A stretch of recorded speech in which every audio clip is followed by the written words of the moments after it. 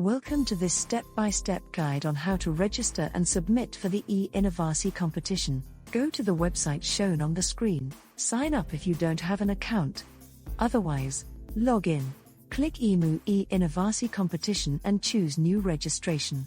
Choose your participation type and competition. Fill in your details. For the school category, the team leader is the student's name, and the in-charge teacher's name goes under head teacher. For other categories, fill in the team leader, project name, and institution details. Provide the project description, scope, and demo link.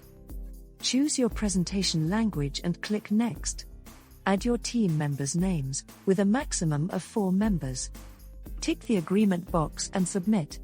Our team will review your project and notify you by email once approved. Once you receive an email confirming your project's approval, proceed with payment. Click View and Make Payment, tick the policy box, and click Proceed with Payment. Follow the instructions for online payment. After completing the payment, click View and Make Submission.